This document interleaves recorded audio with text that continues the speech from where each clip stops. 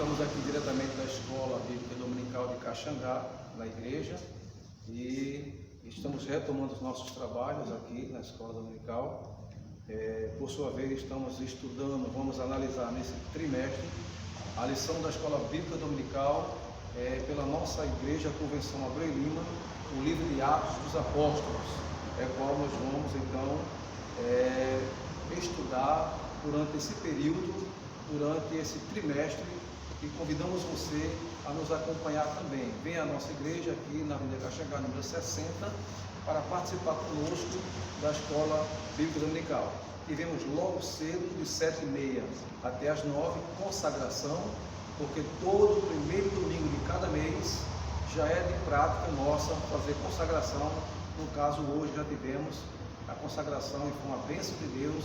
Você está convidado para que no próximo mês, primeiro domingo, pela manhã, de 7h30 às 9h, a participar conosco da escola, ou seja, da consagração da Escola Bíblica Dominical. Amém?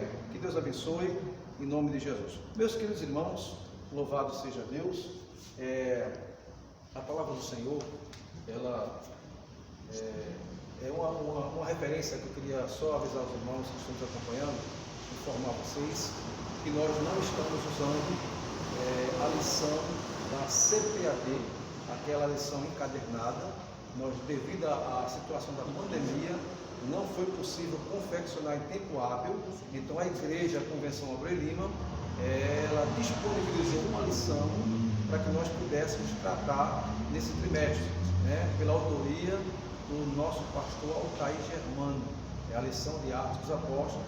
Então estamos aqui via celular, porque a lição ela é via PDF. Já passando para os irmãos aqui, e vocês vão nos acompanhar em nome de Jesus. Amém? Glórias a Deus. Meus queridos irmãos, glória ao nome do Senhor. Nós vamos então, a gente teve aqui dois textos onde fala sobre o texto bíblico, Hoje é uma lição introdutória. A lição está dividida em 4 pontos. Primeiro, contexto geral. Segundo, o autor e o destinatário. Terceiro, propósito e temas. E quarto, a data e o local da composição. Vamos ver se a gente consegue resumir, para a gente possa passar para a igreja esse trabalho.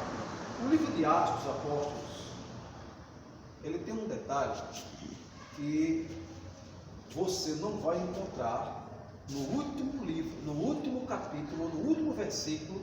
Você não vai encontrar a palavra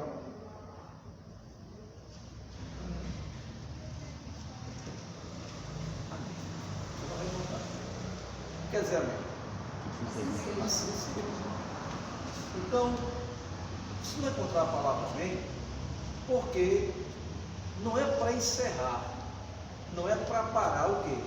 Os Atos.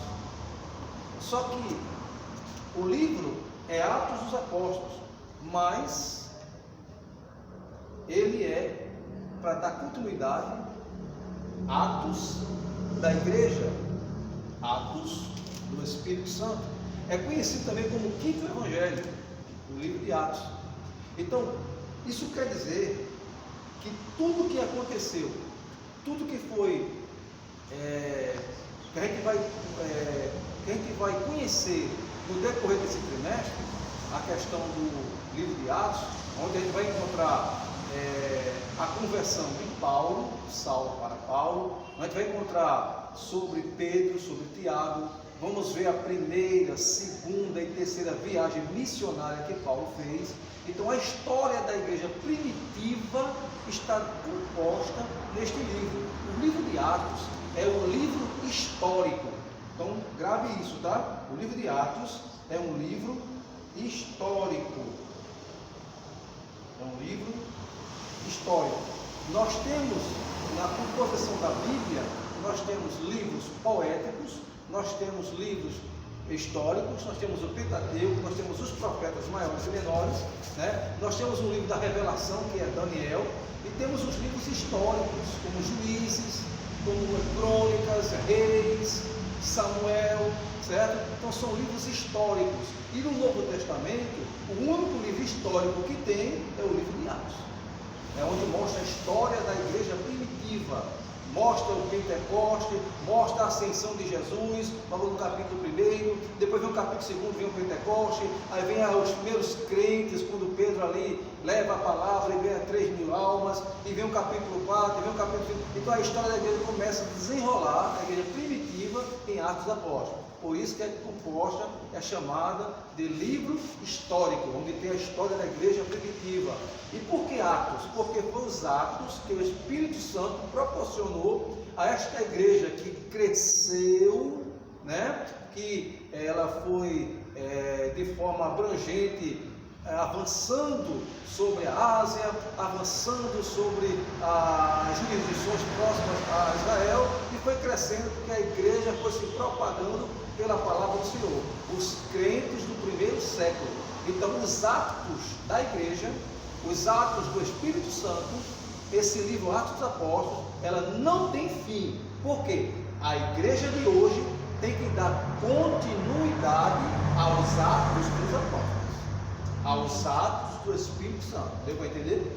Então por isso que a igreja não pode parar. Isso que não tem bem, porque é para dar continuidade, é para dar prosseguimento a esse trabalho tão precioso que é o evangelismo.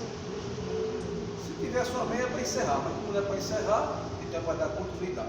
Bom, vamos para a introdução. Você que está aí acompanhando, o contexto geral do mundo,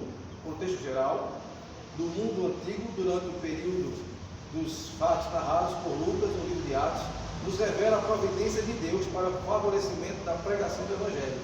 O contexto político, a infraestrutura, a língua, a cultura letrada e diversos outros fatores contribuíram para que os apóstolos levassem adiante o cumprimento e a missão lhes confiada. Então, o contexto político, né, da época, a infraestrutura, a língua, qual era a língua que predominava nesse período aqui? A língua que predominava nesse período dos primeiros irmãos, dos primeiros crentes da igreja, né, da época de Jesus. A Bíblia, o Novo Testamento, ela foi escrita no grego koine. Grego koine, tá? Ela foi escrita no grego koine. A língua que predominava era o grego, é como se fosse a língua universal da época, era o grego, como se fosse hoje o inglês. Hoje a língua universal, possamos dizer, muito falada, muito estudada, onde várias nações, vários povos, se não souber o inglês, fica perdido. Então o inglês é como se fosse hoje o inglês, a língua grega da época. Existia também o aramaico e o latim, certo? Então, nesse contexto linguístico e na política, a qual Roma era quem dominava, certo?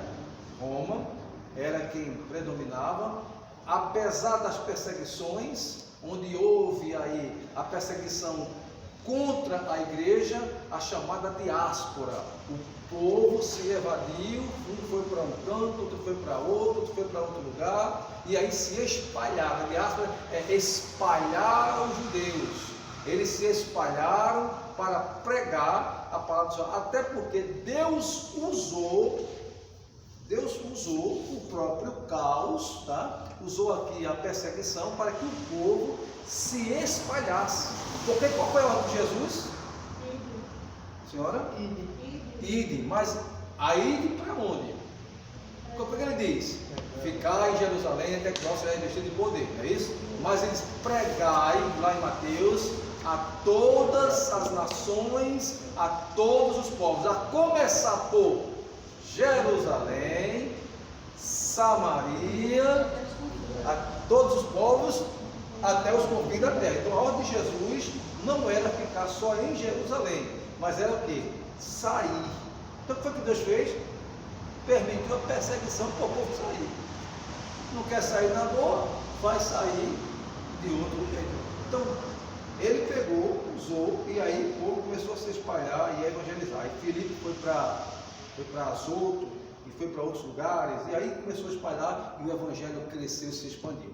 Ele aproveitou o contexto político, linguístico, para expandir o evangelho do Senhor. Às vezes, irmãos, às vezes, Deus manda a gente fazer alguma coisa e a gente não quer, fica se acomodado. Aí Deus usa os espinhos. Né? Você não vai não? Você não quer ir? Né? Você não quer ir no livro escutando vontade? Então você vai de outro jeito. Vou permitir. Então vem aí os espinhos, os romas da vida. Né? Vem os soldados romanos, que obrigou o Simão Cirineu, que ele não queria carregar a cruz de Jesus. Mas quando o romano levantou a espada, porque você tem que obrigar, você vai ou não vai? Ou vai ou morre. Então, às vezes, Deus permite certas espadas vir sobre a nossa vida para fazer a vontade do Senhor. É o Jonas, né? Que às vezes não quer fazer, mas Deus permite que a baleia, o grande peixe, né, faça com ele para que ele volte a fazer o propósito do Senhor, o propósito de Deus. Então, glorifica Jesus, exalta o Senhor, está chegando irmãos aí, glória ao nome do Senhor. Então, meus queridos, então a gente vai ver que essa língua aqui, a língua grega que predominava, como nós falamos, era como se fosse o inglês, tá? Era como se fosse o inglês. Então, vamos ver então no contexto geral, glória ao nome de Jesus, sobre esse assunto da palavra do Senhor na manhã desse dia. Bom, dentro do contexto geral, passaremos a destacar alguns dos seus aspectos, são eles, pelo menos são 4. Você vai para cá?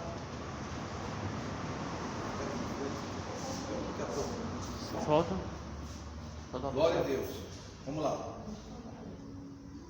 Então, primeiro, contexto político. Não? Bom, contexto geral, primeiro ponto. Dentro do contexto geral, passaremos a destacar alguns dos seus aspectos, são eles. O contexto político. A contribuição política veio dos romanos, como nós falamos. Veio dos romanos. Era Roma que dominava. Quando Jesus Cristo veio, a era de Cristo, né, o antes e o pós, eram os romanos que dominavam no momento. Eles desenvolveram um sentido de unidade e de solidariedade em todo o império, que se alinhava com a ideia cristã da unidade da raça humana, que se baseava no fato de que todos os homens estavam sob a pena do pecado. Romanos 3:23, está lá, porque todos pecaram e destituídos foram da glória de Deus. Pode conferir Romanos 3:23 e Romanos 6:23, tá? Romanos 3:23 e Romanos 6:23. E que a todos era oferecida a salvação. João 3:16, Tito 2:11 ao 14. Que os incluía no organismo universal, a Igreja de Jesus, o corpo de Cristo. A concessão da cidadania romana contribuiu significativamente com a ideia de pertencimento, unidade, proteção, deveres e direitos, conforme Atos, capítulo 16, versos 37 e 38, e capítulo 22, versículo 25 ao 28. Esse é o contexto político, né? Glória a Deus. Ponto B. Contexto infraestrutural. Associado à liberdade de ir e vir, um excelente sistema de estradas foi criado pelos romanos, que passavam por montes, vales, levando os viajantes aos pontos mais longínquos do império.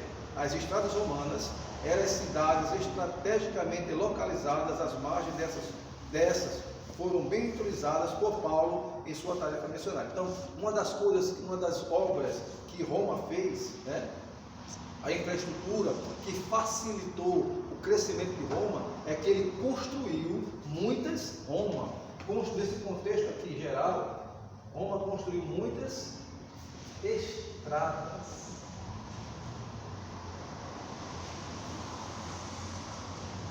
Construiu muitas estradas, certo?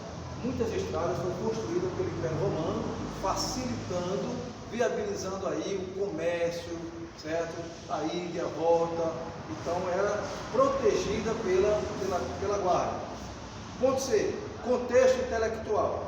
Os gregos contribuíram para a criação de um ambiente intelectual a partir da cidade de Atenas. Atos 17, versículo 15 ao 34. Em decorrência da influência grega, a cultura rural da antiga república deu lugar à cultura intelectual do império. Em alguns momentos, Paulo cita em seus escritos filósofos e poetas influentes da época. Os gregos também contribuíram com a língua, que se tornou universal ao tempo que o Império Romano surgiu. Os romanos mais ilustres sabiam grego e latim. O Novo Testamento foi escrito originalmente na língua grega. Foi o que nós já vimos aqui sobre essa questão do tempo da época em que Atos dos Apóstolos, o Novo Testamento, ela foi composta. Então, o latim, e a língua grega, o hebraico também, certo? Ela era constituída, mas a gente viu que o grego era como se fosse a língua inglesa, a língua do inglês na época, porque era fluentemente, todos tinham. Os irmãos estão com calor? Deve estar no calor. Diga ali, por favor. O contexto religioso. Foi dos judeus que veio a principal contribuição religiosa para a expansão do Evangelho. Jesus era judeu. Abra aí, Lucas, capítulo 3, versículo 23 até o 38. Mas é extenso, vamos ler só. Vamos ler então abra aí, Atos, capítulo 2, verso 29 e 30. É um texto mais curto. Atos, capítulo 2, versículo 29 ao 30.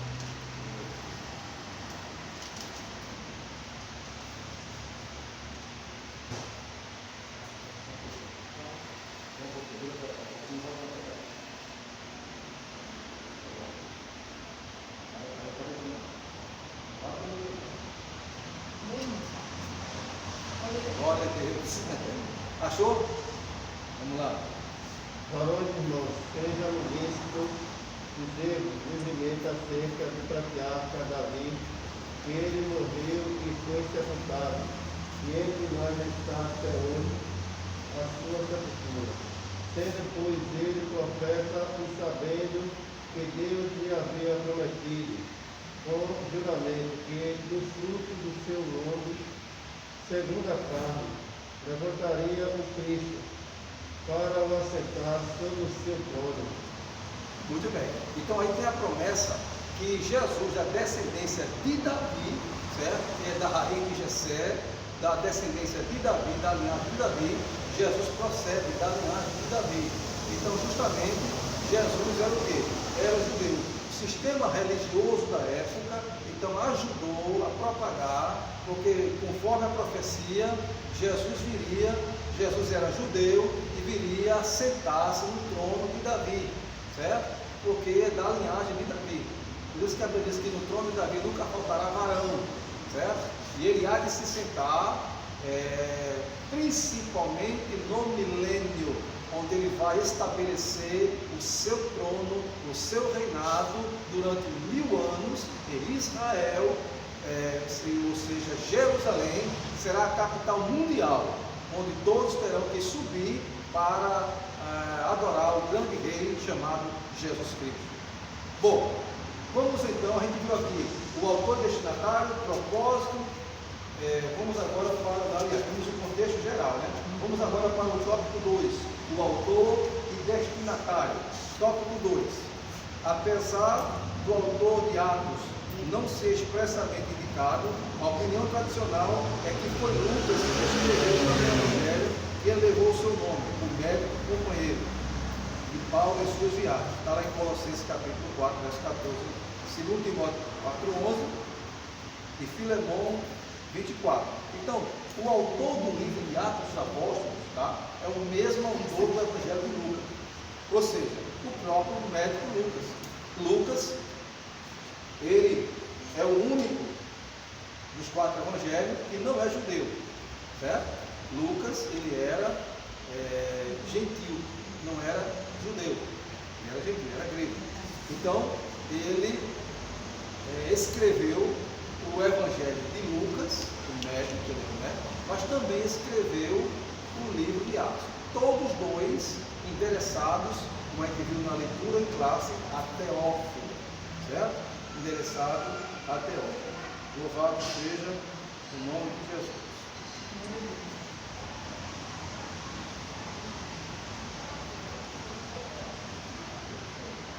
Bom, é identificado, o destinatário é identificado pelo nome de Teófilo, Atos 1, que significa amado de Deus, ou aquele que ama a Deus, que pode também ser usado como adjetivo geral, mas que no caso aqui se refere provavelmente a um nome próprio. A expressão excelentíssimo, usada por Lucas, indica que se tratava de uma pessoa importante, como por exemplo um oficial ou magistrado romano. Trata-se do mesmo destinatário do Evangelho de Lucas, conforme a gente leu dentro do clássico, Lucas 1, do versículo 1 ao versículo 4. Tá? Terceiro ponto da lição: propósitos e temas. Tá? Propósitos e temas. O livro de Atos é descrito como um tratado, relata escrito ou livro, que narra a obra do Espírito Santo realizada através da vida daqueles que se dispuseram a obedecer a Jesus. Por isso que eu falei no começo sobre a questão de Atos do Espírito Santo, Atos dos Apóstolos. Na realidade é Atos do Espírito Santo, porque em Atos 2, ele, para cumprir o que está lá em Joel, ele vem sobre a igreja e ali começa a manifestação desse Espírito Santo, por isso que é Atos do Espírito Santo, né, sobre a vida dos irmãos da igreja primitiva, que fez os grandes prodígios e sinais que Jesus Cristo realizou através dele. Ganham destaque os apóstolos Pedro e Paulo. Um panorama das primeiras 3 décadas da igreja primitiva é apresentado na medida em que a mensagem do Evangelho segue um curso orientado por Jesus, começando em Jerusalém e simultaneamente em toda a Judéia, Samaria e até os confins da terra. Está lembrado que eu falei isso aqui? Do propósito de não ter o amém em Atos, porque eles não para ficar num só lugar restrito, porque está lembrado, outra coisa, vocês estão lembrados que Jesus, lá em Mateus, capítulo 17, se não me engano, quando ele se transfigura, lá, aí está Pedro com eles, né? E Tiago e João, ele se transfigura. Aí aparece Moisés representando a lei e aparece Elias representando os profetas. E ele dialoga, conversa com ele ali, assim não é? Na transfiguração. Então aquela glória que Jesus manifestou ali, Pedro ficou tão maravilhado que foi que ele disse: Senhor, esse lugar é muito bom, façamos 3 cabanas, uma para ti, outra para Moisés, outra para Elias. Mas qual era o objetivo de Pedro? Fazer 3 cabanas e ficar ali e não ir mais para canto nenhum. E essa é a ordem de Jesus, qual é? Pregar o Evangelho. Então o Evangelho não é só para judeu, não é só, Pedro queria só para ele, o negócio aqui está bom, mas tem gente que precisa também dessa glória. Tem pessoas de outras nações que precisam também de ouvir essa palavra. Então, Pedro, esse negócio de fazer 3 cabanas, esquece, tá? Nós temos que também levar essa mensagem adiante. Então, por isso que o amém não tem atos, porque os atos têm que continuar, certo? O ato da palavra, do milagre, do evangelho, da propagação, não pode parar, tem que continuar, porque é a ordem de Jesus, certo? Os estudiosos de Atos percebem e apresentam ênfase no propósito e diferença na leitura deste livro, destacando o papel de Lucas como apologista, evangelista, historiador e teólogo. Vários temas doutrinários e teológicos são tratados, dentre os quais a ressurreição de Jesus, o reino de Deus, o batismo do Espírito Santo, a vida e a organização da igreja, a contribuição financeira, a obra missionária, a inclusão dos gentios no povo de Deus, os sinais e maravilhas e etc. Veja que esse livro tem muito assunto a ser tratado, inclusive os próprios gentios são inseridos aqui no contexto deste livro que a gente vai ver mais na frente. Porque lá no capítulo 10 de Atos, a gente vai encontrar Pedro sendo chamado pelos anjos que vão até ele, né, para ir até a casa de Cornélio, porque Cornélio era um homem que temia a Deus, fazia esmola, estava em jejum, orava ao Senhor, mas faltava ele conhecer Jesus. Então o anjo aparece a ele e manda chamar Pedro na sua casa para que vai evangelizar ele, porque o evangelho não foi vetado para os anjos. Quem tem que pregar o evangelho não é anjo, mas são os homens que têm que pregar.